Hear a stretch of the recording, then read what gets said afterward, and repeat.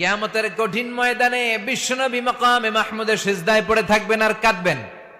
আল্লাহ বলবেন, জিবরাইল ইযহাব ইলা মুহাম্মদ ওয়াসআলহু মা ইউবকিক। আমার নবীরে যে জিজ্ঞেস করো, নবী আপনি কাঁদেন কেন? কাঁদেন কেন? বিশ্বনবী সিজদায় পড়ে কাঁদে আর কয়, উম্মতি উম্মতি। আল্লাহ, আমার উম্মতের কি হবে? আল্লাহ, আমার তো পেরেশানি লাগে, আমি টেনশনে আছি, আমার উম্মতের কি হবে? আল্লাহ বললেন, যাও যে আমার প্রিয় নবীকে বলো, ইন্না সানুরদিকা ফি উম্মাতিক ফালা নাসুক। ও নবী, সারা জীবন দুনিয়াতে যেমনি আপনারে খুশি করে আসছি, আজকেও খুশি করে দেব। আপনার উম্মতের ব্যাপারে আজকে আমি আপনার অপমানিত করব না, আজকেও খুশি রাখবো। ইরফা রাসাক, নবী আর কাঁদবেন না, আমার সহ্য হয় না, আপনি মাথা তোলেন। সাল তুতা, আজকে আপনি যা চাবেন তাই দেব। ওয়াশফা তুশাফা, সুপারিশ করলেই কবুল করে নেব। ফাতারদা, আবার খুশি। সুবহানাল্লাহ কইবেন না?